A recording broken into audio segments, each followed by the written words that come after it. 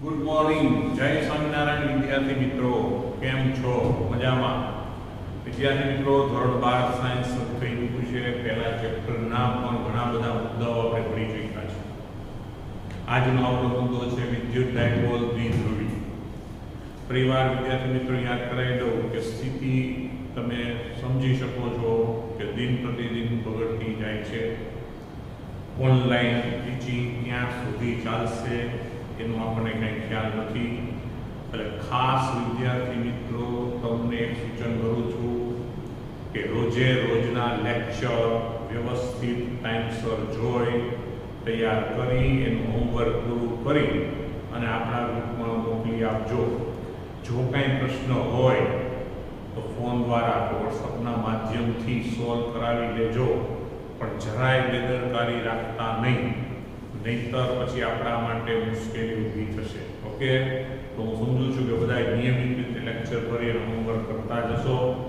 આજનો વિદ્યાર્થી મિત્રો જે ટોપિક છે એ ખૂબ અગત્યનો છે. વિદ્યુત ડાયપોલ છે, ખૂબ જ સહેલો મેથેમેટિક્સ છે, ખૂબ જ સહેલું મેથેમેટિક્સ છે. તો મિત્રો વિદ્યુત ડાયપોલ કોને કહેવાય? ડાય એટલે બે, પોલ એટલે ધ્રુવ, એટલે બે ધ્રુવ. અહીંયા આપણા માટે વિદ્યુત ભારની વાતો કરતા હોય એટલે બે વિદ્યુત ભાર કરી. વિદ્યુત ડાયપોલની વ્યાખ્યા આપવામાં આવે છે કે એક વિદ્યાર્થી અમુક અંતરે, અંતરને 2a સિમ્બોલ આપે. શું ભાઈ? 2a. અને એક વિદ્યાર્થી અમુક અંતરે રહેલા બે સમાન મૂલ્યના અને વિરુદ્ધ પ્રકારના, એટલે ટૂંકમાં શું, પ્લસ ક્યુ અને માઇનસ ક્યુ, બરાબર છે. સમાન મૂલ્ય અને વિરુદ્ધ પ્રકારના વીજભારોની જોડને વિદ્યુત ડાયપોલ અથવા તો દ્વિધ્રુવી કહે છે. અને આપણું ચિત્ર બનાવી તો નામ આવે પ્લસ ક્યુ નામનો એક વિદ્યુતભાર અને માઇનસ ક્યુ નામનો વિદ્યુતભાર, અને બે વચ્ચેનું અંતર જે હોય E2a. તો આ બે વિદ્યુતભારને જોડતી રેખા ને કંઈ ચોક્કસ દિશા હોય છે. અહીં બે વિદ્યુતભારોને જોડતી રેખાને ચોક્કસ દિશા હોય છે, જેને માઇનસ ક્યુ થી પ્લસ ક્યુ તરફ દર્શાવવામાં આવે છે. એનો મતલબ આ બે વિદ્યુતભારને જોડતી આમ રેખા હોય અને ચોક્કસ દિશા હોય. દિશા ક્યાં લેવામાં આવે? માઇનસ ક્યુ થી પ્લસ ક્યુ. તથા બે વિદ્યુતભારોને જોડતી રેખાને તેની અક્ષ કહે છે. અને આ બે વિદ્યુતભારને જોડતી આ રેખા જે હોય, આખી રેખાના બે બાજુ એની રેખા કહેવાય ને, એને શું કહેવાય? એની અક્ષ. અને આ બે વિદ્યુતભારોના સ્થાનના મધ્ય કેન્દ્રને ડાયપોલનું મધ્ય કેન્દ્ર કહેવાય. શું કહેવાય? બે વિદ્યુતભારોના સ્થાનના મધ્ય બિંદુને ડાયપોલનું મધ્ય બિંદુ કહે છે. એટલે આનું બરાબર બે વિદ્યુતભારને જોડતું આ સ્થાન હોય એના બરાબર મધ્ય બિંદુ નરકો, તેને શું કહેવાય? ડાયપોલનું મધ્ય બિંદુ. તો હવે આ ડાયપોલની અક્ષ એટલે બે વિદ્યુતભારને જોડતી રેખાને શું બોલાય? ડાયપોલની અક્ષ. તો ડાયપોલના મધ્ય બિંદુમાંથી અને ડાયપોલની અક્ષને લંબ એવા સમતલને શું કહેવાય? વિષુવવૃત્તીય સમતલ. બરાબર? અને રેખા જો વિચારો ખાલી તો કહેવાય વિષુવવૃત્ત. તો શું બોલાય? કે ડાયપોલના મધ્ય બિંદુ માંથી પસાર થતા અને અક્ષને લંબ એવા સમતલને ડાયપોલનું વિષુવવૃત્તીય સમતલ કહે છે. બરાબર, અહીંથી લંબ અહીં જે પસારનું સમતલ. બરાબર, તો વિષુવવૃત્તીય સમતલમાં આવી રેખાને કહેવાય વિષુવ રેખા. બરાબર, સમજો કે ડાયપોલ પરનો કુલ વીજભાર હંમેશા શૂન્ય હોય.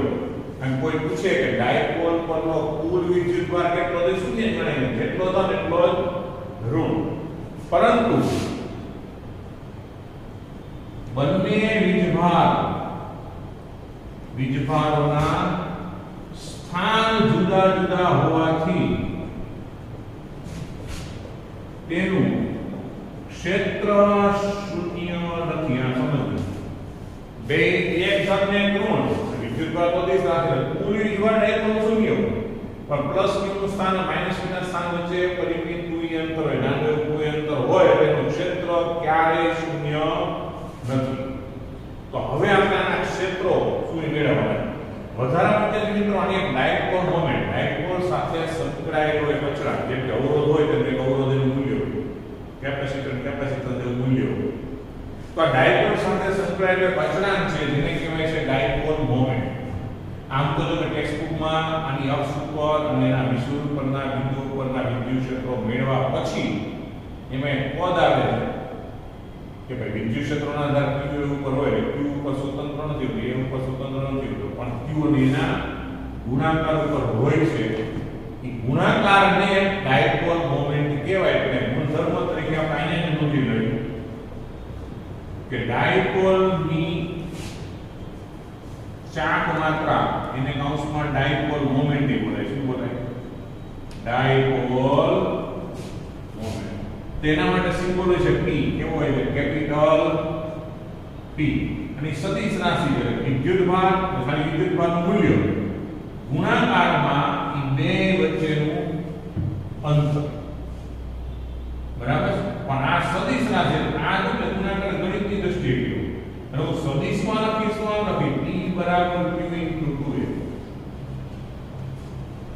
બરાબર, એનો મતલબ શું થાય કે ભાઈ વિદ્યુતભારનું મૂલ્ય ગુણ્યા બંને વચ્ચેનું અંતર. એટલે વિદ્યુત ડાયપોલની ડાયપોલ મોમેન્ટ કોને કહેવાય? તો ભાઈ વિદ્યુતભારનું મૂલ્ય એટલે તો બેના આખા q, ખાલી એક તને ગુણ છે એમ છે. તો યાદ રાખજો, વિદ્યુતભારનું મૂલ્ય ગુણ્યા તેમની વચ્ચેના અંતર એને શું કહેવાય? Dipole moment. પણ તમને નીચે કે કાંઈ સદિશ રૂપે તો સદિશ એટલે દિશા નક્કી કરવી પડે. તો આપણે લખી નાખું જેની દિશા જે આપણે આગળ નક્કી કર્યું આ જ કરે કહું છે ડાયપોલની દિશા, કે જેની દિશા ઋણ વિદ્યુતભારથી ધન વીજભાર અથવા વિદ્યુતભાર તરફની હોય છે. રેડી? તો વિદ્યુત ડાયપોલ વિશાળતા ગુણધર્મ પહેલા વ્યાખ્યા કે એક બીજાથી અમુક અંતરે 2a અંતરે રહેલા બે સમાન મૂલ્યના અને વિરુદ્ધ વીજભારથી બનતી જોડને વિદ્યુત ડાયપોલ કહેવાય. બે વિદ્યુતભારોને જોડતી રેખાને ચોક્કસ દિશા હોય અને એ દિશા ઋણ વીજભારથી ધન વીજભાર તરફ દર્શાવવામાં આવે. બે વિદ્યુતભારોને જોડતી રેખાની અક્ષ કહેવાય. આને કહેવાય વિદ્યુત ડાયપોલની અક્ષ. કોઈ પૂછે એટલે સમજવાનું બે વિદ્યુતભારને જોડતી રેખા. વિદ્યુતભારના સ્થાનના મધ્ય બિંદુને જ ડાયપોલનું મધ્ય બિંદુ કહેવાય. ડાયપોલના મધ્ય બિંદુમાંથી પસાર થતું અને અક્ષને લંબ એવું જે સમતલ હતું મેં હાથ રાખ્યો એને વિષુવવૃત્તીય સમતલ કહેવાય. હવે કોઈ બોલે વિષુવ રેખા, તો અહીંથી લંબ જે રેખા હોય એ વિષુવ રેખા કહેવાય. ત્યાં સમતલ વિચાર તો સમતલ હોય. ડાયપોલ પરનો કુલ વીજભાર હંમેશા શૂન્ય, કારણ એક ધન એક ઋણ. પણ એનું ક્ષેત્ર શૂન્ય નથી હોતું, કારણ કે બે વિદ્યુતભારોના સ્થાન જુદા જુદા હોય છે. માટે ડાયપોલનું ક્ષેત્ર શૂન્ય હોતું નથી, યાદ રાખજો. વધારામાં આની ચર્ચા બે અક્ષ અને વિષુવવૃત્ત પર ક્ષેત્ર મેળવ્યા પછી છે, આપણે આગળ નોંધી લઈએ એમસીક્યુ માટે. તો ડાયપોલ સાથે સંકળાયેલો એક અચળાંક એને કહેવાય ડાયપોલની ચાર્ટ માત્રા, તો ઘણીવાર બોલે ડાયપોલ મોમેન્ટ. તો એ કેમ વ્યાખ્યાયિત થાય કે વિદ્યુતભારનું મૂલ્ય ગુણાકારમાં બે વચ્ચેનું અંતર. પણ એ સદિશ આવે, સદિશ રૂપમાં લખો તો P બરાબર Q * 2A, બરાબર. એટલે કે વિદ્યુતભારનું મૂલ્ય ગુણાકારમાં બંને વચ્ચેનું અંતર. હવે તો બંને વચ્ચેના અંતરને 2A સિમ્બોલ આપ્યો, એટલે આપણે 2A સિમ્બોલ. એટલે રકમ જ્યારે આપણે લખ્યું હોય કે વિદ્યુતભાર આટલું છે એટલે 10⁻⁵ કુલમ અને તેમની વચ્ચેનું અંતર 5 મિલીમીટર છે, તો અહીંયા બગડો એમ ન રાખતા 2A એટલે જ બે વચ્ચેનું અંતર છે. ટોટલ આ 5 મિલીમીટર તમને આપેલું છે, બરાબર. એટલે કે વિદ્યુતભાર ગુણ્યા બે વચ્ચેનું અંતર એને કહેવાય ડાયપોલ મોમેન્ટ. તો આ ડાયપોલ મોમેન્ટ સદિશ રાશિ છે, તો દિશા ક્યાં? તો ખાસ યાદ રાખો, ડાયપોલ મોમેન્ટની દિશા ઋણ વિદ્યુતભારથી ધન વિદ્યુતભાર તરફની હોય છે. રેડી? સ્ક્રીનશોટ લઈ લેજો.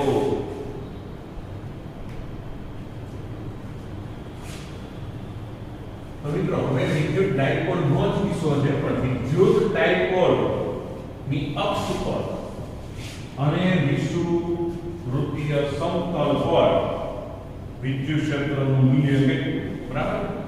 તો આમ વિદ્યુત ક્ષેત્ર બધે હાજર છે, પણ ડાયપોલનું વિદ્યુત ક્ષેત્ર અક્ષ ઉપર અને વિષુવવૃત્તીય સમતલ પર ગોતવું સહેલું છે, બરાબર. એટલે આપણે એને મેળવીએ. વધારામાં કે વિદ્યુત ડાયપોલનું ક્ષેત્ર બેના સ્થાન જુદા જુદા, પણ મોટા ભાગે આપણે એક બિંદુવત વિદ્યુતભારનું ક્ષેત્ર જાણ્યું કે શું હતું કે kq/r², મતલબ બિંદુવત વિદ્યુતભારનું ક્ષેત્ર 1/r² મુજબ ઘટતું. પણ અહીં આપણે સમીકરણ મેળવશું કે ડાયપોલનું વિદ્યુત ક્ષેત્ર 1/r² કરતા પણ વધારે ઝડપથી ઘટતું જાય છે. રેડી? તો આપણે મેળવીએ. પેલો મુદ્દો છે વિદ્યુત ડાયપોલની અક્ષ પર, બરાબર. એટલે આપણે આપશું કે ડાયપોલની અક્ષ પરના બિંદુએ વિદ્યુત ક્ષેત્ર. તો ડાયપોલની અક્ષ પરનું વિદ્યુત ક્ષેત્ર કેમ મળે તેના માટે પહેલા વિચાર કરીએ કે ધારો કે આ પ્લસ q વિદ્યુતભાર અને આ માઈનસ q વિદ્યુતભાર, એટલે આ આપણી થઈ ગઈ અક્ષ, બરાબર. આ બે વિદ્યુતભારને જોડી દીધું અને આનું કહેવાય ડાયપોલની અક્ષ. એની વચ્ચેના અંતરને તો આપણે 2a સિમ્બોલ આપ્યો છે. તો ડાયપોલના કેન્દ્રથી r અંતરે પ્લસ q વિદ્યુતભાર તરફ કોઈ p બિંદુ પાસે આપણે વિદ્યુત ક્ષેત્ર મેળવીશું, બરાબર. તો આપણે વર્ણન શું લખવું પડે કે આકૃતિમાં દર્શાવ્યા પ્રમાણે ડાયપોલના કેન્દ્રથી r અંતરે પ્લસ q વિદ્યુતભાર તરફ ના બિંદુ p પાસે વિદ્યુત ક્ષેત્ર મેળવવું છે. તો સ્વાભાવિક છે અહીંયા ક્ષેત્ર પ્લસ q ને કારણે મળે અને માઈનસ q ને કારણે મળે, બેના સદિશ સરવાળા જેટલું થાય. તો મુદ્દો શું થાય? તો અહીં p પાસે કુલ ક્ષેત્ર માઈનસ q ને લીધે મળતા E માઈનસ q અને પ્લસ q ને લીધે મળતા E પ્લસ q ના સદિશ સરવાળાથી મળે. અને કોઈ પણ બિંદુ કોઈ પણ બિંદુ પ્રકાશના કોઈ પણ બિંદુ વિદ્યુત ક્ષેત્ર આપણે કેમ મળે? તો ભાઈ માઈનસ q ને લીધે E minus q, plus q ને લીધે E પ્લસ q, એ બેના સદિશો મળે પછી એનો સરળ સપાટકો ત્રિકોણ જે રીતે આપણે સપાટકોનો નિયમ ઉપયોગ કરી અને આપણે મેળવી શકીએ. હવે અક્ષ ઉપર શું વિશેષતા થાય કે ભાઈ સમાન વિરુદ્ધ દિશામાં છે. તો આપણે સદિશ સરવાળા રીતે આપણે મળે એ નોંધીએ. હવે વિચાર કરો p બિંદુ પાસે માત્ર પ્લસ q ને કારણે વિચાર કરો પ્લસ q ને કારણે વિદ્યુત ક્ષેત્રની સાથે હોય ત્રિજ્યાવર્તી બહાર આ ત્રિજ્યાવર્તી બહાર આવે e પ્લસ q ની દિશા અપનાવે અને એની જગ્યાએ માઈનસ q ને કારણે તો ત્રિજ્યાવર્તી અંદર હોય એટલે એનું મૂલ્ય કેમ મળે એટલે દિશા કેમ મળશે આપણને e માઈનસ q મળશે અને ત્રિજ્યાવર્તી કેવું હોય અંદર. તો બિંદુઓ દ્વિભાજન અને ક્ષેત્રનું સમીકરણ આપણે ખબર k q r2 અને આગળ આપણે જોઈશું કે આની દિશા માઈનસ q પ્લસ q અને આપણે ડાયરેક્ટ કોમેન્ટ કીધું કે p કીધું બરાબર. તમને આકૃતિમાં ઘાટો p દેખાય છે આપણે ખબર ગોળ એટલે સદિશ એટલે આપણે એરો નિશાન. તો ડાયપોલ માટે ડાયપોલ મોમેન્ટ એને અત્યારે મેં કીધું નથી કે એ ખાલી p લઈ અને આની દિશાને કોણ સદિશ તરીકે p કેરેટ લખી નાખવાનું. તો માઈનસ q પ્લસ q ની દિશાને આપણે ડાયપોલ ની દિશા લીધી. તો અત્યારે સ્પષ્ટ દેખાય કે પ્લસ q ને કારણે ત્રિજ્યાવર્તી બહાર આવે તો આ બેની દિશા સેમ છે એટલે p ની દિશામાં છે અને p ની દિશાને એકમ સદિશને આપણે p કેરેટ કહીશું. તો અહીં શું લખું છું કે હવે પ્લસ q ને લીધે p પાસે ક્ષેત્ર તો એને e પ્લસ q કીધું આપણે. તો હું લખું છું 1/4 pi epsilon 0 q upon r square. મિત્રો એ સમીકરણમાં r શું હતું બિંદુઓ દ્વિભાજથી તમારે જે બિંદુએ ક્ષેત્ર સુધીનું અંતર તું યાદ કરો. તો અહીંયા r તો કેન્દ્રથી છે આપણે તો પ્લસ q થી વિચારવાનું છે એટલે કેન્દ્રથી અંતર r હોય આ ટોટલ 2a હોય તો કેન્દ્રથી આ અંતર કેટલું હોય a હોય ને. તો પ્લસ q થી અંતર કેટલું થયું r માઈનસ a રાઈટ લખીશ r માઈનસ a નો વર્ગ ઇન્ટુ p કેરેટ કે જ્યાં p કેરેટ એટલે શું કે માઈનસ q થી પ્લસ q તરફની દિશાનો એકમ સદિશ. કારણ કે ટેક્સ્ટબુકમાં જે લોકો ડાયપોલ મોમેન્ટ એવો ખુલાસો કર્યો જ નથી અને આ સમીકરણની સાબિતી વખતે તમે ખાલી p અને સિમ્બોલ આવ્યો એ સમજ લોકો પહેલે પછી આપણે ખ્યાલ રાખીને આપણને સમજાય ઉદાહરણ. તો p કેરેટ કોનો લખ્યો કે ભાઈ માઈનસ q થી પ્લસ q ની દિશાને એકમ સદિશ અને e પ્લસ q આમ જ છે એટલે એક જ દિશામાં p કેરેટ. તો તે જ રીતે માઈનસ q ને લીધે માઈનસ q ને લીધે p પાસે ક્ષેત્ર તેને e માઈનસ q કહો તો 1/4 pi epsilon 0 બરાબર q કે અહીંયા મૂલ્ય લખીશ. તમે પછી જો અહીંયા માઈનસ q લખશો તો વળી પછી દિશામાં સૂચન કરશો એટલે આ ખાલી શું છે આપણે ખબર કોઈ પણ સદિશ અને મૂલ્ય ગુણાકારમાં એકમ સદિશ એટલે દિશામાં એકમ સદિશમાં દર્શાવી એટલે અહીંયા હું ત્યારે માઈનસ નો લખું કે q અપોન r સ્ક્વેર એટલે એનું અંતર અહીંથી લેવું પડે ને. તો r એટલે આને કેન્દ્રથી હતું વધારામાં 2a થઈ જાય અહીંયા મારે શું લખવું પડે r પ્લસ a લાઈન મૂલ્ય છે. હવે દિશા દેખાય કે રોમેટ પાસે કેન્દ્ર તરફ હોય ને ત્રિજ્યાવર્તી અંદર જે p ની કઈ દિશામાં છે વિરુદ્ધ એટલે મારે અહીંયા સિમ્બોલ શું લખવું પડે માઈનસ p કેરેટ. તો આ ઘટક તો p કેરેટ માં જ છે કે ભાઈ માઈનસ q પ્લસ q ની દિશામાં જ હોય એકમ સદિશ. પણ તમારો આ વિદ્યુત ક્ષેત્રનો સદિશ p થી વિરુદ્ધ મેળવો એટલે માઈનસ p કેરેટ એવું લખ્યું કહેવાય. ક્લિયર થાય? હવે તમે શું કરી લો અહીંયા તમે માઈનસ q નો ઉપયોગ કરો વળી પાછું દિશામાં લઈને તો માઈનસ પ્લસ છે કારણ કે અહીંયા માઈનસ q સમજી ગયો તો આ p કેરેટ એમ અથવા તો સરળતા તો એક છે જો સરળતા ગુણધર્મ છે કે અહીંયા ખાલી મૂલ્ય લખવાનું તો મૂલ્યમાં પ્લસ માઈનસ ના ધ્યાનમાં ન રાખો અને દિશા p ની વિરુદ્ધ એટલે મેં માઈનસ લખ્યું.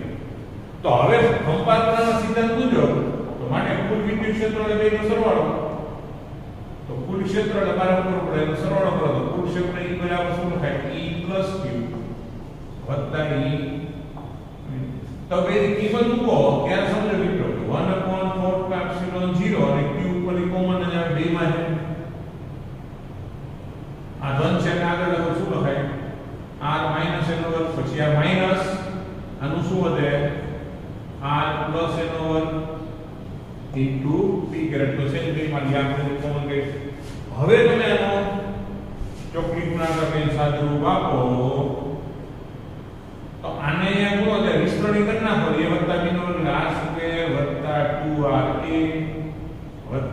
સ્ક્વેર.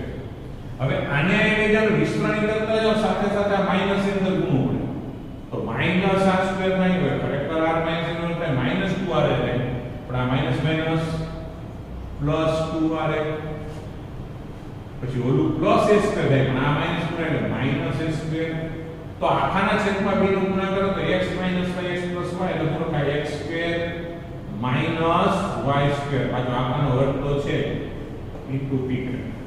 તો હવે અહીંયા a સ્ક્વેર r સ્ક્વેર આ સ્ક્વેર વધે હું 2r ગમે જે 4r તો q into 4ra upon 4 pi epsilon 0 into r square minus a square into 1. તો આ આપણો ફાઇનલ જવાબ આવ્યો કે અક્ષ પર કેન્દ્રથી r અંતરે વિદ્યુત ક્ષેત્રના સૂત્ર મુજબ. પણ મિત્રો અહીંયા વિશેષ કિસ્સો કે જો r is very greater than a હોય તો મતલબ કે આના કેન્દ્રથી r બિંદુનું અંતર અને r થી a કરતા બહુ મોટું હોય તો આપણે છેદમાં સરળ બાદબાકી પ્રક્રિયામાં એને ઉગણી શકાય. હવે જો આને ઉગણી નાખું તો અહીંયા શું વધે છેદમાં r નો વર્ગનો વર્ગ r ની 4 ઘાત. તો ઉપર એક r રહેશે તો r નો ઘન. અને જો r is very greater than a હોય તો વિદ્યુત ક્ષેત્ર માટે સમીકરણ શું થઈ જાય 4aq આના મૂડી કેમ 4aq છેદમાં 4 pi epsilon 0 ના r ઘન ઇન્ટુ p. પણ આ ક્યારે r વેરી ગ્રેટર ધેન હોય તો અને અવગણી શકાય તો નાનું ન હોય તો આ સમીકરણ તો છે. એટલે હવે મિત્રો ડાયપોલ મોમેન્ટનું આગળ વ્યાખ્યાયિત ક્યારે વાત કરશો આપણે હવે દેખાય કે આમાંથી 2aq ને ડાયપોલ મોમેન્ટ p કહેવાય કે 2aq ને શું કહેવાય ડાયપોલ મોમેન્ટ p. અત્યારે મૂકી દઉં તો E બરાબર હવે આપણે 2p અને આમાં 2aq ને હું p કીધું ડાયપોલ મોમેન્ટ તો બગડો હોય ને 4 આપ્યો તો 2p upon 4 pi epsilon 0 r ઘન ઇન્ટુ p કરે. આપણે જ્યારે થિયરી પૂછાય કે અક્ષ પરનું ત્યારે આપણે આ સ્ટેપ અહીંયા જ લખી નાખો. ટેક્સ્ટબુકમાં નો ડાઉટ અક્ષ સમજાયું હોય પછી વિષુવવૃત્ત સમજાયું પછી ડાયપોલ મોમેન્ટની વાત કરી અને વળી પાછા એ સમીકરણ લખી પડે. પણ આપણે કે ભાઈ સાથે ન પૂછે આપણે પૂછે ડાયપોલની અક્ષ પરનું ક્ષેત્ર તો આપણે આટલી વસ્તુ અહીંયા લખી દે. ક્લિયર થાય?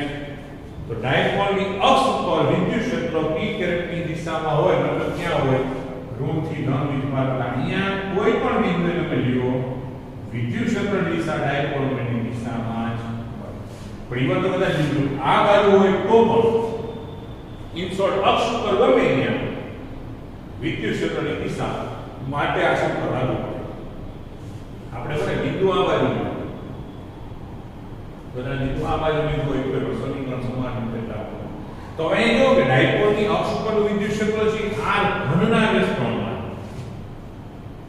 બિંદુવત માટે સૂત્ર શું હતું કે q આપણા આને કેના ફોર્મમાં લઈ લો તમે આ 1/4 પહેલા કેસ કહેવાય આ સમીકરણ હજી મારે લખવું હોય તો E બરાબર 2kp r ઘન આમે લખી શકું. કારણ કે 1/4 pi epsilon 0 એ તો શું થઈ ગયું કે છે ને એને કે કીધું 2kp r ઘન આમે સમીકરણ વિચારી શકાય. રેડી? તો સમીકરણ ખાસ મને યાદ રાખજો 2p upon 4 pi epsilon 0 r ઘન into p કરે તો r is very greater than a હોય. અધરવાઇઝ આ સમીકરણ બરાબર q into 4r cube. પણ જો કે 2a q લાંબા p કરી નાખો તો 2kpr વધારે શું આવે 2kpr લા 4 pi નો બોલવું પડે 2kpr upon r square minus s square આખાનો વર્ગ. એટલે જો આ વેરી ગ્રેટર ધેન છે e સિવાય e બરાબર યાદ રાખવું હોય તો 2kp upon r square minus s square આખાનો વર્ગ ઇન્ટુ p આમે યાદ રાખી શકો. કારણ કે દાખલા તરીકે કે એની કિંમત 9 into 10⁹ મૂકવી સહેલી પડે. આ દર વખતે 4 pi epsilon નો ડાઉટ જવાબમાં માઇનોર ફેરફાર આવે બરાબર. પણ એ કેટલો હોય તો ગણી શકાય તો એટલે આપણે ગાણિતિક સરળતા માટે તેના ફોર્મમાં સમીકરણ યાદ રાખીએ તો આપણો જવાબ ઝડપથી આપી શકાય. ક્લિયર થાય? ઓકે જોઈ નાખો સ્ક્રીનશોટ લઈ લેજો. બહુ સિમ્પલ છે પણ એકવાર સમજાવી દઉં નામ બહુ જ અગત્યનો મુદ્દો છે કે વિદ્યુત ડાયપોલની અક્ષ પરના બિંદુએ વિદ્યુત ક્ષેત્ર તો dipole plus q bar minus q bar બે વચ્ચેનું અંતર 2. અહીં આપણે ડાયપોલના કેન્દ્રથી r અંતર આવેલા p બિંદુ પાસે વિદ્યુત ક્ષેત્ર મેળવ્યું. p પાસેનું કુલ વિદ્યુત ક્ષેત્ર એ +q ને કારણે મળતું e + q અને માઈનસ ને કારણે e - q ના સદિશ સ્વરૂપથી મળે. તો પહેલા +q ને કારણે બરાબર +q ને કારણે આ બિંદુ એક ક્ષેત્ર તો +q ને કારણે કેવું હોય ત્રિજ્યાવર્તી બહાર સૂત્ર શું હોય કે q અપૂર્ણાંક બિંદુ હોય તો આમ લખેલું કે ની જગ્યાએ 1/4π0 q upon r એટલે વીજભારથી અંતર હોય ને તો આપણું કેન્દ્રથી અંતર આ છે અહીંથી અંતર કેટલું હોય કેન્દ્રથી અંતર કેટલું હોય કુલ અંતર 2a હોય કેન્દ્રથી અંતર a હોય એટલે કેન્દ્રથી અંતર r માટે અહીંથી અંતર થાય r - a r - a આનો વર્ગ અને એની દિશા છે એ દિશાને p કેરેટ દીધું કે જ્યાં p કેરેટ એટલે હું -q થી +q ની દિશાનો રેખાંશ સદિશ તો એ દિશામાં વિદ્યુત ક્ષેત્ર +p કેરેટ હોય.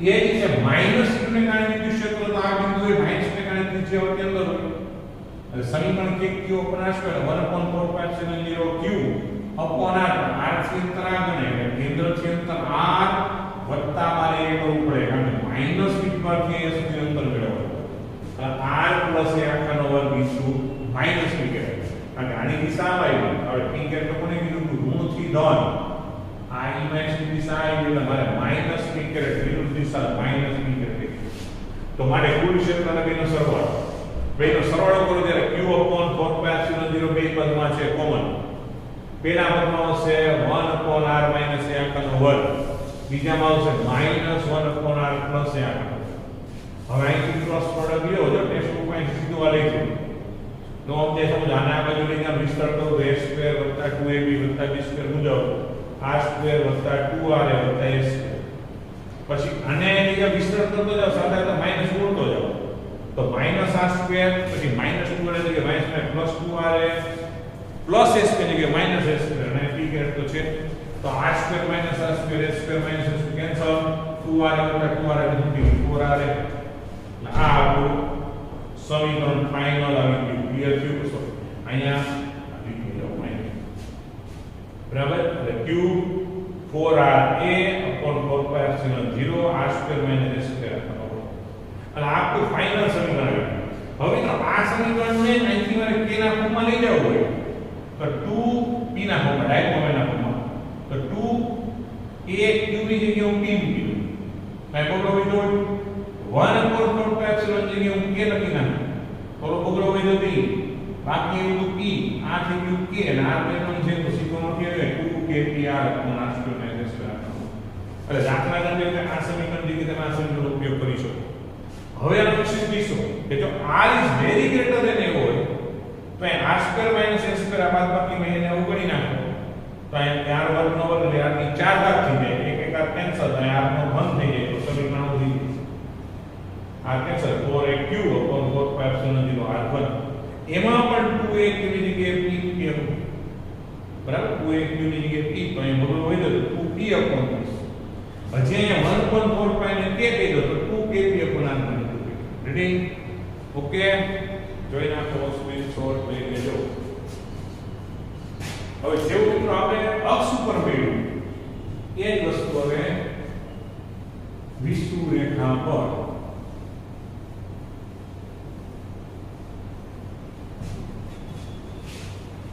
તો ડાયગોનલ વિષુવ વૃત્તીય સમતલ પર રેખા પર સમતલ ઉપર કોઈ બિંદુએ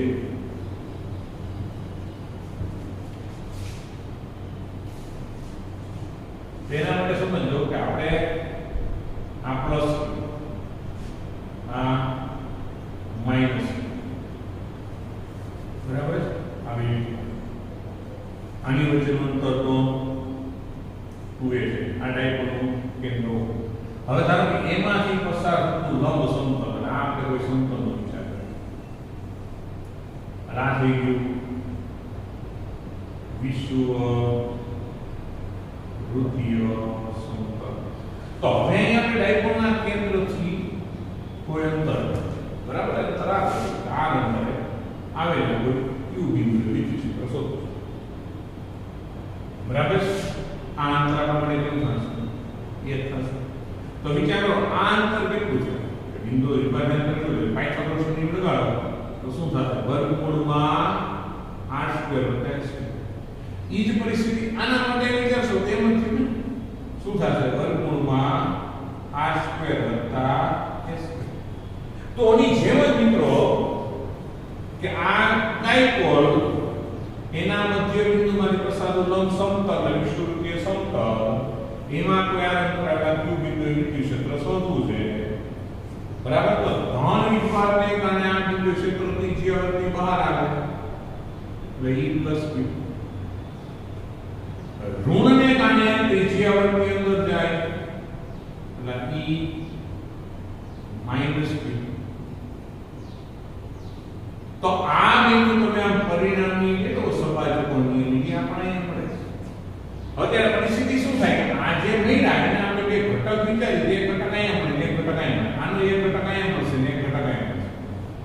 અને આમ જો તો શું થશે કે ડાયપોલની અક્ષને લંબ જે બે ઘટક મળશે એને ત્યાં સમ કરશે નાબૂદ કરશે. અને ડાયપોલની અક્ષને સમાંતર જે મળશે એનો આપણે સરવાળો કરવાનો છે. તો એવા સંજોગો હું અહીં થીટા ધારું તો એ આકૃતિમાં આપણે થીટા મળે. તો થીટા થીટા અને લંબ ઘટક છે ને આપણી આકૃતિમાં એ લોકોએ દર્શાવે નથી. આપણે સમજી ગયા. તો જો ન સમજે તો દર્શાવ. એટલે આકૃતિ વ્યવસ્થિત સમજાવવી જોઈએ. તો અહીંયા શું લખી છે? આકૃતિમાં દર્શાવ્યા પ્રમાણે વિષુવવૃત્તીય સમતલમાં કેન્દ્રથી r અંતરે આવે બિંદુ કેપિટલ Q પાસે વિજ્યુત ક્ષેત્ર મેળવવું છે. તો પ્લસ q ને કારણે સમજો દિશાને આકૃતિમાં દર્શાવી છે. પહેલા પ્લસ q ને લીધે q બિંદુ કેપિટલ Q બિંદુ પાસે વિદ્યુત ક્ષેત્ર એનું E પ્લસ q લખું જો અહીં મૂલ્ય લખું મિત્રો યાદ દિશા આકૃતિ દર્શાવી દેવું છે. તો ખાલી મૂલ્ય લખું તો k q upon r square એટલે 1 upon 4 pi epsilon 0 q upon r square પણ તમને આટલું મળે કે k q upon r square નો વર્ગ કરો વર્ગ એટલે શું વધે r સ્ક્વેર વત્તા s સ્ક્વેર. બરાબર. દિશા પ્રમાણે આકૃતિ દર્શાવે દિશા આકૃતિમાં દર્શાવેલ છે. તો તે જ રીતે -q ને લીધે q બિંદુ પાસે વિદ્યુત ક્ષેત્ર તો E - q બરાબર 1 upon 4 pi epsilon 0 q upon r square plus a square. તો જો આની ખાલી મૂલ્ય લખવાનું મૂલ્યમાં નામ એમ q એનું અંતર E એનો વર્ગ કરો r square s square અને એની દિશા આકૃતિ દર્શાવે. બરાબર. તો શું લખાય? દિશા આકૃતિમાં દર્શાવે છે અથવા તો દર્શાવે મુજબ જે કરે. તો હવે તો વિચાર કરો હવે છે ને આ બેના અક્ષને લંબ એવા ઘટકો એકબીજાની અસર નાબૂદ કરશે અને અક્ષને સમાંતર ઘટકોનો શું થશે? સરવાળો. હવે શું થશે? E + q અને E - q ના અક્ષને લંબ ઘટકો એકબીજાની અસર નાબૂદ કરશે તથા પરિણામી ક્ષેત્રમાં ક્ષેત્ર માટે અક્ષને સમાંતર ઘટકોનો સરવાળો લેતા. કારણ કે સમાંતર ઘટક બેને એક દિશામાં હવે એને મૂલ્ય સમાન એટલે સમાંતર ઘટકોનો સરવાળો કેમ થાય? તેથી પરિણામી ક્ષેત્ર E બરાબર તો જો એનો આમાં તો વિચાર કરો સમાંતર ઘટક લખાયું E + q cos θ. જો આ ટેક્સ્ટબુકમાં નથી સમજવા માટે ખાસ સમજો કે આ થીટા છે તો આ સામેનો ઘટક લંબ ઘટક E + q sin θ અને E - q sin θ. E બે વ્યુ લંબિયા નાબૂદ થયું. તો સમાંતર ઘટક છે બેના cos થીટા ઘટક છે e q cos theta e q cos theta પણ તમે જો બેના મૂલ્યો તો સમાન જ છે માટે આને 2 time e q cos theta લખી શકાય કારણ કે e q બરાબર e q તો હવે એમાં કિંમત મૂકો તો 2 આની કિંમત કેટલી હતી 1/4πε0 q r² s અને ઇન્ટુ હવે મારે cos થીટા ની કિંમત મૂકવાની છે તો cos થીટા ની કિંમત મિત્રો 8 ની મૂકો તો શું થાય પાસેની બાજુ એટલે a છેદમાં કરવાનો એટલે r² s² ઈ સ્ટેપ પણ ટેક્સ્ટ બુકમાં નથી એટલે a છેદમાં શું લખાય r² s² કારણ કે હોય તો cos થીટા બરાબર પાસેની બાજુ છેદમાં કર્ણ તો હવે આ બેને ત્રણ કેમ ભાગ થઈ ગયું ઉપર આવ્યું 2aq ઉપર શું આવ્યું 2aq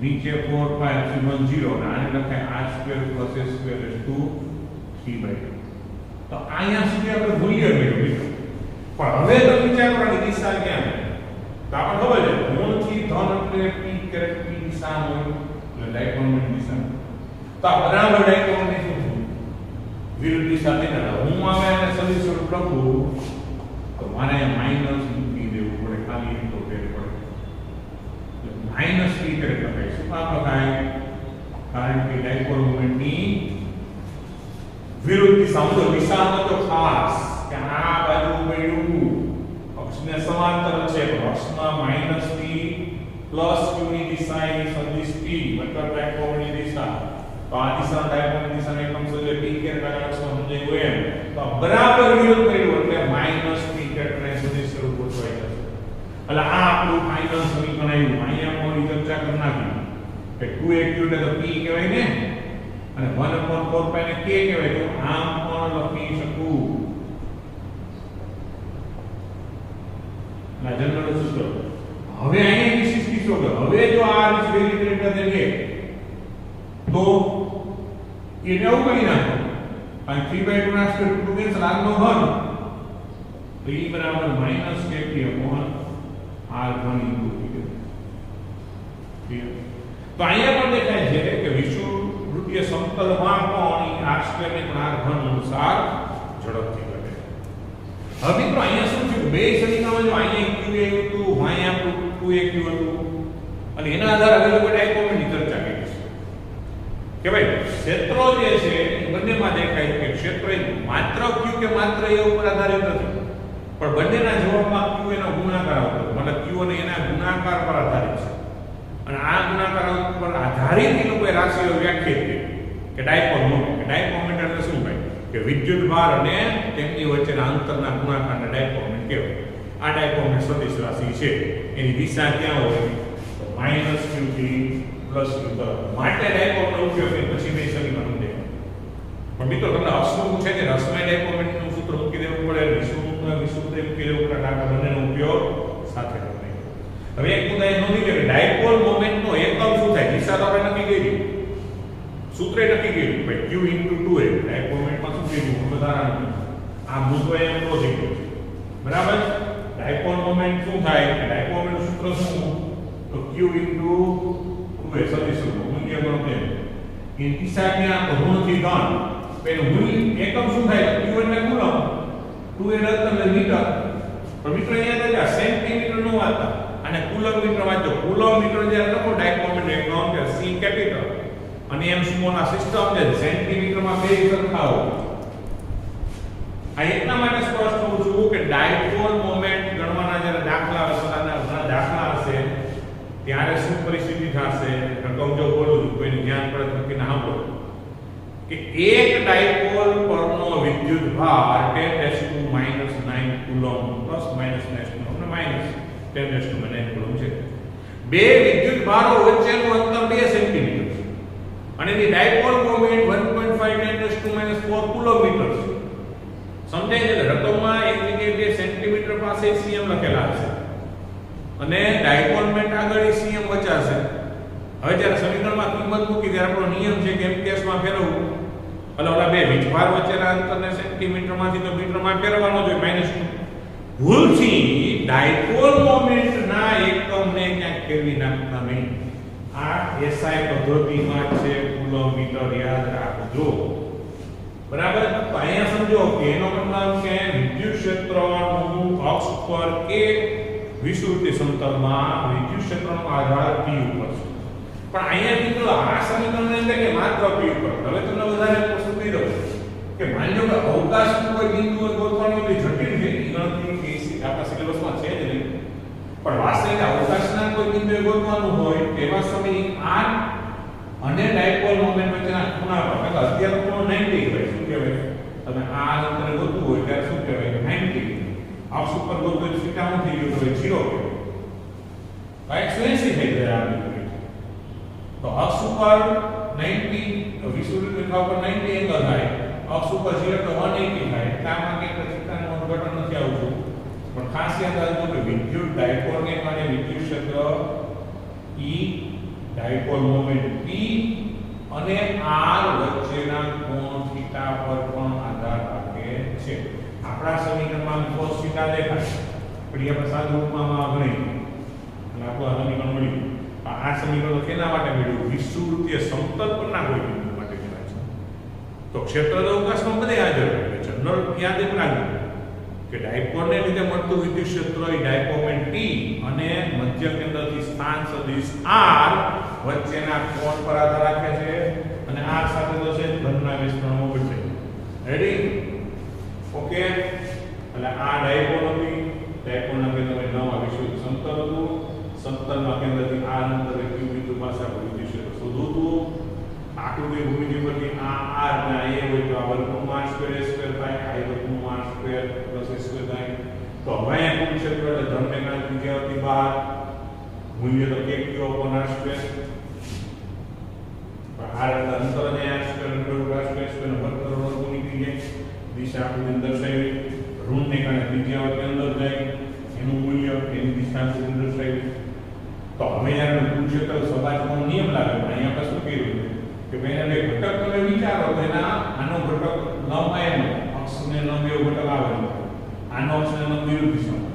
એટલે જ્યારે તમે આ અક્ષને લંબ ઘટક એકબીજા ના ઉડો અક્ષને સમાંતર ઘટકોનો સરવાળો થાય તો એના માટે થીટા ધારો તો આખો થીટા થાય ને તરતો થાય. અહીં cos થીટા ઘટક આવે. e cos theta e cos theta નો સરવાળો કરવો પડે. તો બેના મૂલ્ય સમાન છે. 2e cos થીટા થાય. તો e q મૂલ્ય આપણે મૂક્યું. cos થીટા ની કિંમત આકૃતિ મૂકી પાસેની બાજુ છેદમાં કર્ણ. તો આ cos એટલે વર્ગમૂળ એટલે 3/2 ભાગ થઈ ગઈ. આ થઈ ગયું 2aq. રેડી? તો આપણે આ પદ્ધતિની કોઈ દિશા આ દિશા બધું પણ અત્યારે તો મેળવું ક્યાં અહીંયા લક્ષને સમાંતર. તો -q થી +q ના આપણે p કેરેટ લીધું. એનાથી વિરુદ્ધ પેટર્ન એટલે સદિશ સ્વરૂપમાં લખીએ તો -p કેરેટ. ત્યાં p કેરેટ એટલે -q થી +q તરફની દિશા એકમ સદિશ.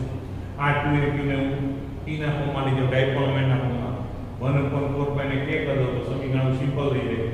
અહીંયા આ વેરી ગ્રેટર ધેન હોય તો સમીકરણ થઈ જાય.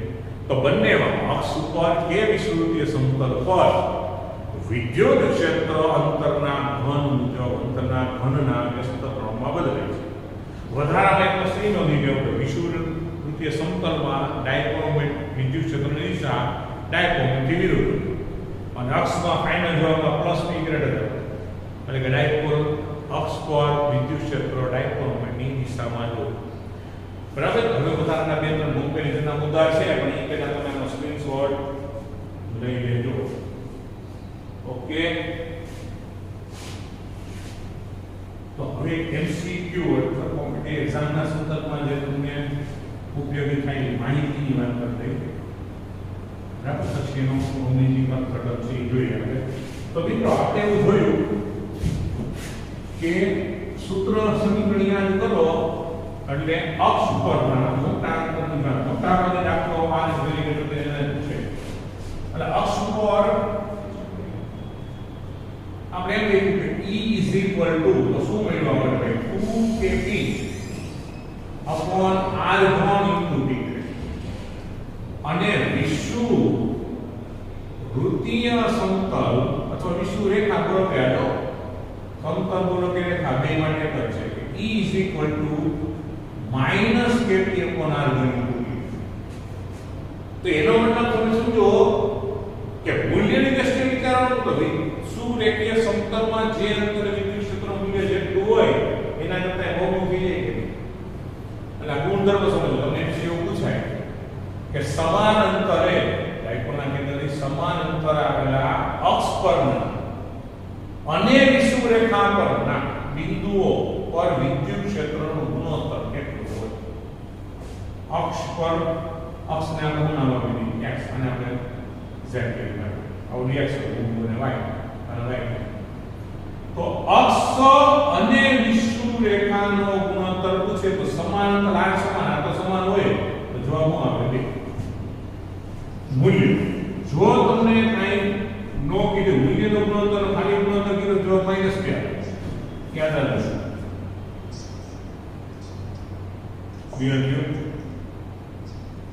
બીજો એક એમસીક્યુ માટે નંબર યાદ રાખો. સમાન અંતરો માટે વિષુવરેખા પરના મૂલ્યો કરતા અક્ષ પરનું મૂલ્ય હંમેશા બમણું હોય એ હું તમને સમજાવવા માંગુ છું. મૂલ્ય પૂછે તો +2, બમ પૂછે તો -2. હવે મારો પ્રશ્ન મિત્રો એ છે કે તમને એમ પૂછે કે ડાયપોલના કેન્દ્ર પર વિદ્યુત ક્ષેત્ર કેટલું? ડાયપોલના કેન્દ્ર પર વિદ્યુત ક્ષેત્ર કેટલું? આ ટેસ્ટ ઉપર નથી. તો પહેલી વસ્તુ આના માટે આપણે જનરલ સૂત્રનો ઉપયોગ કરવો પડે. મારી પાસે સૂત્રનું જનરલ સૂત્ર લખી નાખું નામ છે r² - s² આખનો વર્ગ ને આ બરાબર. જો સૂત્ર યાદ રાખજો બાકી તો કાર્યક્રમ પૂરો. શું થાય જનરલ સૂત્ર? 2kpr/r² - s²² pk. અને વિષુવરેખા માટે તો -kpr² + s²(p5) આ જનરલ સૂત્ર. આ સમીકરણ 2008 વેરી ગ્રેટર દેન એવું વિદ્યાર્થી. હવે મારો પ્રશ્ન એ છે કે ડાયપોલના કેન્દ્ર પર ડાયપોલ કેન્દ્ર એના કેન્દ્ર પર વિદ્યુત ક્ષેત્ર કેટલું? પેલો તો પ્રશ્ન મિત્રો એ છે કે આ કેન્દ્ર વિષુવરીય સમતલને આવે અને અક્ષ ઉપર આવે. પહેલા તો સમીકરણ કેવો ઉપયોગ કરવાનો? અક્ષનું કરવું જોઈએ કે વિષુવરીય સમતલ પરના બિંદુ? ઈ પેલો મુદ્દો છે. બોલો શું નાલી શકાય? તો ખાસ સમજી લો કે તમે આ જ્યારે કેન્દ્રનો વિચાર કરો ને ત્યારે તમારે સમીકરણ આમ આપવું પડે. એનું કારણ કે આ કેન્દ્ર છે એ અત્યારે મેં એવો કીધું લીધો આપણે અક્ષના મધ્ય કેન્દ્ર પર નીચે. હવે માની લો કે આ ડાયપોલ છે બરાબર. x અક્ષ છે આપણે x અક્ષ કીધી.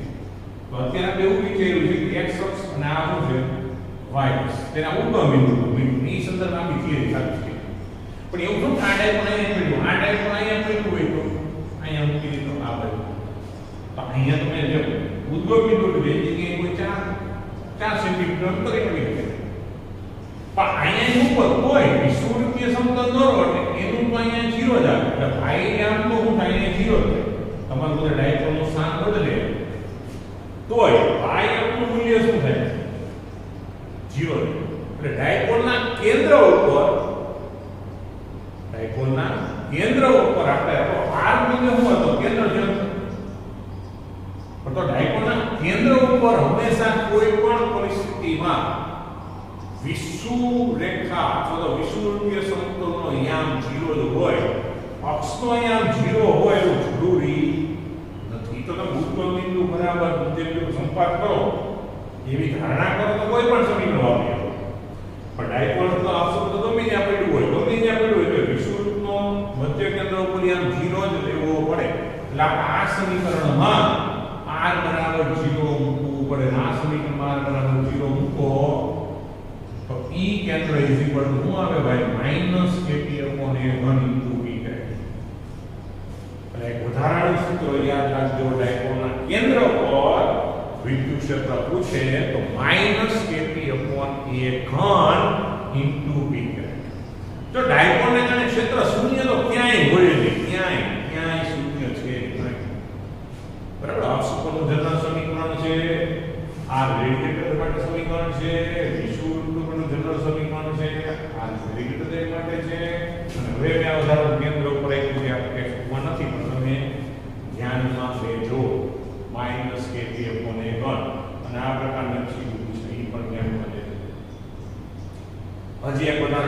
કીધું ડાયપોલ મોમેન્ટ લખતો થાય માની લો કે ડાયપોલ મોમેન્ટમાં વિદ્યુત ભારો 8 ગણા કરી નાખવામાં આવે અને અક્ષ પરનું અંતર જે હતું અક્ષ પર જે કે અંતર કોઈ 2 ગણું કરી નાખવામાં આવે તો અક્ષ પરના તે બિંદુ વિદ્યુત ક્ષેત્રમાં શું ફેરફાર આવે માની લો તમને કોઈ પેલી પરિસ્થિતિ છે ત્યારે અક્ષ પરનું વિદ્યુત ક્ષેત્રનું મૂલ્ય E છે હવે તમે ડાયપોલ મોમેન્ટ એટલે વિદ્યુત ભારો જે છે E કેટલા ગણા કહો છો 8 ગણા કરી નાખો અંતર 2 ગણું કરી નાખો તો વિદ્યુત ક્ષેત્રમાં શું ફેરફાર થાય કાંઈ ફેરફાર ન થાય એનું પાસે તમે જે સમીકરણ લીધેલું છે ઉપરનું એમાં મિત્ર આમ જો E એટલે શું છે 2a અને આ પાસે તો હવે એનું વીજભાર 8 ગણું કરો અને અંતરમાં 2 ગણું કરો તો 2 નો ઘન શું થાય 8 જ થાય બિંદુ 4 4 અને 8 કેન્સલ થઈ જાય મારું વિદ્યુત ક્ષેત્ર એટલું જ લાવાય સમીકરણ પૂછે કે વિદ્યુત ભાર આટલા ગણો કરો અંતર આટલા ગણો કરો તો શું થાય તો વિદ્યુત ભાર 8 ગણો કરો અંતર 2 ગણો કરો તો વિદ્યુત ક્ષેત્રમાં કોઈ ફેરફાર થતો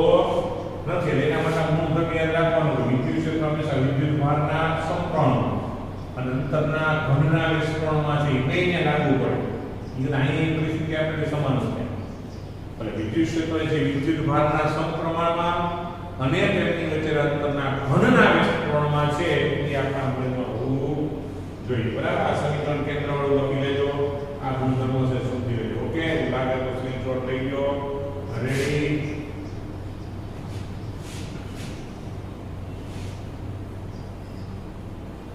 હવે જો મિત્રો કે આ ડાયપોલ જે છે વિદ્યુત ડાયપોલ એનું ભૌતિક અર્થઘટન શું છે નાના મોટા મુદ્દો છે ડાયપોલનું ભૌતિક અર્થઘટન એટલે સિમ્પલ વસ્તુ છે થિયોરિટિકલ છે જેમ કે આપણે વિદ્યુત ક્ષેત્રનું ભૌતિક અર્થઘટન કર્યું તેમ થિયોરિટિકલ પૂછાયું છે એની પણ આપણે ખ્યાલ હોવો જોઈએ કે મિત્રો આ ડાયપોલ એટલે સમાન મૂલ્યના અને વિજાતીય વીજભાર એવું આપણે બધું શું કામ વ્યાખ્યાયિત કર્યું તો મિત્રો સમજી લો કોઈ પણ તત્વમાં પરમાણુની અંદર બિંદુવત વીજભારો ધન જે હોય એનું કેન્દ્ર હોય જે કાંઈ વીજભારો હોય એનું કેન્દ્ર હોય અને અણુની અંદર જે કાંઈ પરમાણુ હોય એને અનુલક્ષીને એના ધન વિદ્યુત ભારો જે કાંઈ હોય એ એક જગ્યાએ કેન્દ્રિત થયેલા જેમ કે આપણે 11મા ધોરણમાં કણોના તંત્રમાં દ્રવ્યમાન કેન્દ્ર વ્યાખ્યાયિત કર્યું જેમ યાદ હોય યાદ કરો કે તંત્રના જે કાંઈ દળો છે કોઈ એક બિંદુએ કેન્દ્રિત થયેલા હોય એને શું કહેવાય તંત્રનું દ્રવ્યમાન કેન્દ્ર એમ તંત્રના જે કાંઈ ધન વીજભારો છે એનું કેન્દ્ર એક જગ્યાએ સંપાત થયેલું હોય અને એવી રીતે એના બધા ઋણ વિદ્યુત ભારોનું કેન્દ્ર એક જગ્યાએ સંપાત થયેલું પણ કુદરતે કોઈ પણ એક પરમાણુ માટે ધન અને ઋણનું કેન્દ્ર એક જગ્યાએ સંપાત થયેલું હોય ધનનું કેન્દ્ર હોય ત્યાં ઋણનું કેન્દ્ર હોય એટલે ડાયપોલ મોમેન્ટ ધરાવતા ન હોય ધનનું કેન્દ્ર પણ જ્યાં આવે એ જગ્યાએ ઋણનું કેન્દ્ર પણ આવતું હોય તો એને કારણે ડાયપોલ મોમેન્ટ ધરાવતા નથી એટલે કે ધનનું કેન્દ્ર અને ઋણનું કેન્દ્ર એકબીજા પર સંપર્ક થાય દાખલા એક ઉદાહરણ કહો કે CO2 પ્લસ બરાબર છે પછી અહીંયા ઓક્સિજન નહીં ઓક્સિજન તો આ બધી પરિસ્થિતિ એવી છે જેને કારણે ધનનું કેન્દ્ર જ્યાં હશે ત્યાં જ ઋણનું કેન્દ્ર હશે અને એને કારણે ડાયપોલ મોમેન્ટ ધરાવતો નથી એનો મતલબ કે CO2 વાયુ છે એ કેવો કહેવાય અધ્રુવી શું કહેવાય જે અણુ કાયમી વિદ્યુત ડાયપોલ મોમેન્ટ ધરાવતો નથી એને અધ્રુવીય અણુ કહેવાય શું કામ એ નથી ધરાવતો કે એમાં ધન ઋણ નથી એમ નહીં પણ ધનનું કેન્દ્ર એ જગ્યાએ ઋણનું કેન્દ્ર સંપર્ક થયેલું હોય જો આનું કેન્દ્રનું સ્થાન નક્કી કરવા માટે તો દ્રવ્યમાન કેન્દ્રનું સ્થાન જેમ નક્કી થતું હતું ને એમ જ નક્કી થાય એટલે માની લો R પ્લસ એટલે સિમ્બોલ જે વાપર્યું બરાબર એટલે આ શું થઈ જાય R પ્લસ પ્લસનું કેન્દ્ર મારા કરવું હોય તો શું થાય sigma QI RI upon sigma QI જેમ આપણે યાદ આવે ને RC અંદર શું લખતા હતા sigma MI RI sigma MI મેળવવાનું કે એવું સમીકરણનો ઉપયોગ ધન ઋણ માટે કરી અને તમે એના સ્થાન નક્કી કરી શકો તો અમુક અણુઓ દાખલા CO2 છે H2O છે એના માટે એક જ જગ્યાએ કેન્દ્રિત થતા એટલે કે જે અણુમાં ધન અને ઋણના કેન્દ્રો એકબીજા પર સંપાત થતા હોય એ કાયમી ડાયપોલ મોમેન્ટ ધરાવતા નથી એને અધ્રુવીય કહેવાય પણ હવે આવા જ અણુને વિદ્યુત ક્ષેત્રમાં મૂકી દેવામાં આવશે પાછું તો વિદ્યુત ક્ષેત્ર હંમેશા ધનથી ઋણ હોય એટલે બનશે કે ઋણનું કેન્દ્ર ધન તરફ ખેંચાય ધનનું કેન્દ્ર ઋણ તરફ ખેંચાય એટલે બે છૂટા પડશે ફરી કેન્દ્ર ગોઠવાય છે એનો મતલબ ડાયપોલ મોમેન્ટ ઉત્પન્ન થઈ સમાન મૂલ્યના વિજાતીય વીજભારો એક વિજાતીય અંતરે એટલે આને હતા નહીં પણ બાહ્ય ક્ષેત્રની અંદર એમાં ડાયપોલ ખરેખર અણુનું ધ્રુવીકરણ કહેવાય. શું બોલે મિત્રો? અણુનું ધ્રુવીકરણ. અતાધ્રુવી પણ એને બધી ધ્રુવીકરણ પછી કરી શકાય છે. પણ અમુક એવા હોય છે કે જેમાં ડાયપોલ મોમેન્ટ પહેલેથી જ હાજર હોય છે. દાખલા કે સ્ફિયર એને સ્ફિયર અહીંયા ધન અને ઋણના કેન્દ્રો છે એકબીજા ઉપર પહેલેથી સંપાદ ન હોય એટલે કાયમી ડાયપોમેન્ટ પહેલેથી જ ધરાવે છે એને ધ્રુવીયનું કહેવાય. શું કહેવાય? ધ્રુવીય. આ નોતા એને કહેવાય અધ્રુવીયનું. હવે આને ક્ષેત્રમાં મૂકવો તો ડાયપોલ જેવો હોય બધી એક દિશામાં ગોઠવાય એવી પ્રક્રિયા તો ખબર આને ક્ષેત્રમાં મૂકી જાય પણ આને નોતા ક્ષેત્ર મૂક્યા પછી આવે એટલે જે અમુક ક્ષેત્રની હાજરીમાં ડાયપોમેન્ટ દર્શાવે એને અધ્રુવી કહેવાય અથવા તો જેને કાયમી ડાયપોમેન્ટ નથી એને અધ્રુવીય. ક્ષેત્ર મૂક્યા બાદ ક્ષેત્રની હાજરીમાં કે ગેરહાજરી બંને સંજોગોમાં ડાયપોમેન્ટ હોય એને ધ્રુવીય અણુ કહેવાય. બરાબર? તો આવી રીતના અણુમાં જે ધ્રુવીકરણ થાય એને કારણે જે આપણી તંત્ર રચના થવાની એની ગણતરી કરતી વખતે આપણે ડાયપોલનું અનુકરણ કરવું પડે એટલા માટે ડાયપોલ કહેવામાં આવે. વધારામાં કે જેમ જેમ આપણે જે સમીકરણ હતું P q * 2a હવે આ પરિસ્થિતિમાં સમજો વિદ્યુત ભાર જેમ મોટો થાય અને 2a અંતર જેમ નાનું થાય મતલબ કે 2a ટેન્ડ્સ ટુ 0 અને q ટેન્ડ્સ ટુ ઇન્ફાઇનાઇટ આવી લિમિટમાં જો આપણે કોઈ ડાયપોલનો વિચાર કરીએ તો એને બિંદુ ડાયપોલ કહેવાય. શું કહેવાય? બિંદુ ડાયપોલ. ટૂંકમાં જે ડાયપોલમાં વિદ્યુત ભારનું મૂલ્ય ખૂબ મોટું અને એમની વચ્ચે અંતર ખૂબ નાનું એટલે 0 નથી કરનાર તો સંપાતી પણ ટેન્ડ્સ ટુ 0 તો જે ડાયપોલમાં તેમની વચ્ચેનું અંતર શૂન્ય તરફ એટલે 2a ટેન્ડ્સ ટુ 0 અને વિદ્યુત ભાર ટેન્ડ્સ ટુ ઇન્ફાઇનાઇટ હોય એને બિંદુ ડાયપોલ કહેવાય. એટલે કે બિંદુ ડાયપોલની વ્યાખ્યા તરીકે આપણે એને ધ્યાનમાં લેવાનું છે. બરાબર? તો ભૌતિક અર્થઘટનની અંદર આપણે આટલી વસ્તુની ચર્ચા કરી. બિંદુ ડાયપોલ કોને કહેવાય? અધ્રુવીય કોને કહેવાય? ધ્રુવીય કોને કહેવાય? અણુ ધ્રુવીકરણ કોને કહેવાય? એ ભૌતિક અર્થઘટન કહેવાય. ઓકે, તો હવે આ વિદ્યુત ડાયપોલને લગતું એક ઉદાહરણને આપણે ઓકે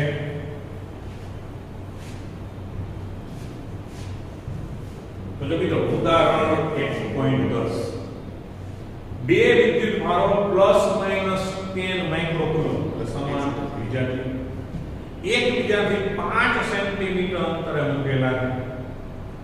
આકૃતિ 1.21 એ તમને બતાવી છે. માં દર્શાવ્યા મુજબ ડાયપોલની અક્ષ પરના તેના કેન્દ્રથી 15 સેન્ટીમીટર દૂર ધન વિદ્યુત ભાર બાજુ આવેલા P બિંદુએ અને B આકૃતિ 1.21b માં દર્શાવ્યા મુજબ O માંથી પસાર થતી અક્ષને લંબ રેખા પર O થી 15 સેન્ટીમીટર દૂર આવેલા Q બિંદુએ વિદ્યુત ક્ષેત્ર શોધો. બરાબર? તો ઉદાહરણ 1.10 હવે મિત્રો આ ઉદાહરણ છે કે ડાયપોલના સૂત્ર સાથે કમ્પેરિઝન કરીને બહુ લાંબુ બનાવવામાં આવ્યું છે. હવે ખરેખર પ્રશ્ન છે એ મુજબ જવાબ અતિ સરળ છે પણ તમને પહેલા બિંદુ દ્વિધ્રુવને આપણે ડાયપોલનું કેમ સાબિત કર્યું એમ બે બિંદુ દ્વિધ્રુવને કારણે ગોતી પછી એનો સરવાળો કરી અને વિદ્યુત ક્ષેત્ર મળ્યું પછી એમ કીધું આને ડાયપોલ બની શકે તો ડાયપોલના સૂત્રનો ઉપયોગ કર્યો. હવે વ્યવહારમાં બોર્ડમાં પૂછાય તો આપણે જવાબ સુધી પહોંચવાનો ગયો એટલે આપણે સીધું જ આને વિદ્યુત ડાયપોલ ધારી અને સમીકરણનો ઉપયોગ કરીને લખીએ તો પણ આપણો જવાબ ખોટો ન પડે. જવાબ બહુ ટૂંકમાં બતાવે આપણે એ રીતે જ ગણવાનું આખી રીતે ગણવાની નથી. ક્લિયર થાય છે? બાકી તો આપણે જે જાણી બિંદુ દ્વિધ્રુવ કરીને કારણે ક્ષેત્ર પછી બેનો સરવાળો કરી નાખો દિશા વિરુદ્ધ અક્ષ કોણ ડાયપોલ માટે ડાયપોલ રીતના વિચારો અને છેલ્લે પાછળ ડાયપોલ ગણી સમીકરણ આપો. હું જે ગણું છું એનો સ્ક્રીનશોટ લઈ લેજો. બરાબર? અને આપણે બોર્ડ એક્ઝામમાં એમ ગણીએ તો ચાલે આપણે એને અનુસરવાનું છે. ક્લિયર થાય છે? આ દાખલા માટે બોર્ડ ઉપર સ્ક્રીનશોટ લઈ લેવો. પીડીએફ ફાઇલમાં આ આવશે નહીં કારણ કે આપણે જે પીડીએફ લેશું કોઈ સાહિત્યની તેમાં તો આ જૂની સિસ્ટમ ટેક્સ્ટબુકનું જ હશે. એટલો લાંબો ગણવાની જરૂર જ નથી. સમજો. બરાબર? આનો સ્ક્રીનશોટ ખાસ લઈ લેવો. તો જો આપણે પેલી આકૃતિ જે છે એમાં માઈનસ અને પ્લસ બરાબર અંતર બહુ નાનું બને ખબર -q + q એનું અંતર છે 5 મિલીમીટર અને અક્ષ પરના કોઈ P બિંદુ કે એનું કેન્દ્રથી અંતર છે 15 સેન્ટીમીટર અહીંયા લીધું છે દોસ્તો. બરાબર. અને આકૃતિ એક બીજી આકૃતિ છે આમ છે કે -q + q એનું અંતર 5 મિલીમીટર અને કેન્દ્ર O થી 15 સેન્ટીમીટર દૂર આવેલા બિંદુ q પાસે લીધું છે. બરાબર. એને જે આકૃતિ દોરી આમ ધનને કારણે ક્ષેત્રફળ આવે, રૂપને કારણે અંદર જાય, વિકર્ણની ગુરુત્વાકર્ષણ. હવે આપણે સૂત્ર જાણીએ છીએ આ આકૃતિ. તો પહેલા આપણે જર્નલ લખી નાખવાનું. અહીં આપેલા વીજભાર +10 માઇક્રોકુલોમ્બ તથા -10 માઇક્રોકુલોમ્બ એ સમાન અને વિરુદ્ધ સમાન અને કેવા કહેવાય વિરુદ્ધ નિશાની ધરાવે છે તથા તેમની વચ્ચેનું અંતર 5 મિલીમીટર છે. તેથી તેને વિદ્યુત ડાયપોલ ગણી શકાય. આપણે પેલા વર્ણન લખી નાખવાનું કે આને આપણે વિદ્યુત ડાયપોલ કરીને આપણે જોવા. હવે જે બિંદુએ વિદ્યુત ક્ષેત્ર શોધવું છે તે અંતર 15 સેન્ટીમીટર એટલે કે બરાબર છે. ડાયપોલમાં બે વિદ્યુત ભારો વચ્ચેના અંતર કરતા 60 ગણું છે. માટે ડાયપોલના r is very greater than a સમીકરણનો ઉપયોગ કરતા. બરાબર. મિત્રો આપણે ગણતરી નાની કરવા માટે પહેલા તમારે આટલી વસ્તુ નો ઉલ્લેખ પહેલા કરી નાખવો પડે. આપણે ડાયપોલ ગણ્યો છે. આપણે જે બિંદુ એ પૂછ્યું છે કે આ 5 સેન્ટીમીટર સાપેક્ષમાં બહુ મોટું છે. આમ તમે આ ગ્રેટર ધેન 2 એને કીધું આ ગ્રેટર ધેન 2 આ 2 એ પાર્ટ ઓલરેડી છે. રેડી કરતા કઈ પ્રોબ્લેમ બનાવવા દે કઈ પ્રોબ્લેમ છે. તો આપણે આનો ઉપયોગ કરતા તો હવે આકૃતિ A માં તો આકૃતિ A માટે અક્ષનું સમીકરણ મેળવતા. અક્ષનું સમીકરણ માટે E = આપણે સીધું જ મિત્રો 2kq એટલે 2kp upon r3 into p. બરાબર છે. ક્લિયર થાય. તો આ દાખલાને નામ છે બિંદુ આવ્યા તો આપણે નામ દીધું બીજી દિશા દર્શાવી દશે અહીં. તો હવે p કરંટ શોધી લેવું પડે. તો p બરાબર શું થાય 2a * q. તો 2a એટલે 5 મિલીમીટર કીધું, q એટલે 10⁻⁻6 એટલે 10 માઇક્રો 10 * 10⁻⁻6 મતલબ કેટલું 5 × 10⁻8 r કિલોમીટર. આ જે હવે તો -9 + 1 -8. હવે બધી કિંમત મૂકી દો. માટે E બરાબર 2, K એટલે 9 × 10⁹, P એટલે 5 × 10⁻8, અંતર 15 સેન્ટીમીટર -2 અને નો પાનું સાદું ચોરી તો આપો તમે એપ્રોક્સિમેટલી કિંમત તમને સુધી ન પૂરું 2.6 × 10⁵. 2.6 into 10⁵ meter per second.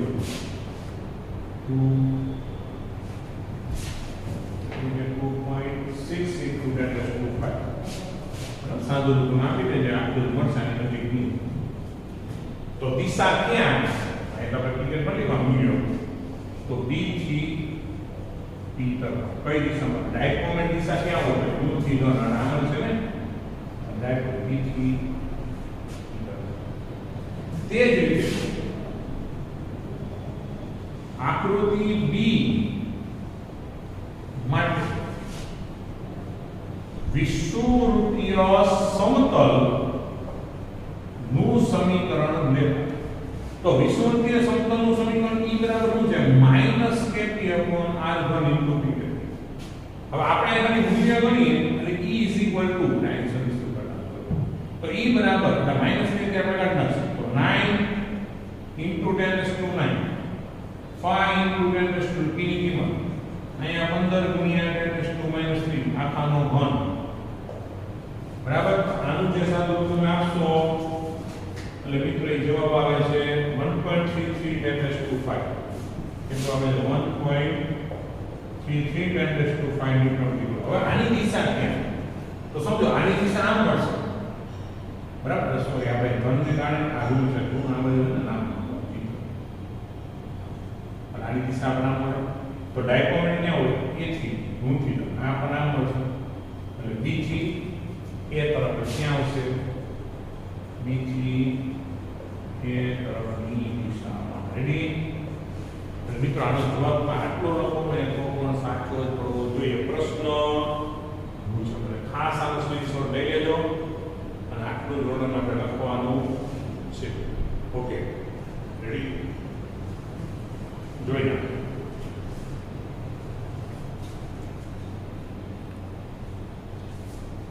Okay join the screenshot લગાવી દો વ્યવસ્થિત. તો મિત્રો આપણે આજનો લેક્ચર અહીં પૂરો કરી બધાને જય સ્વામિનારાયણ.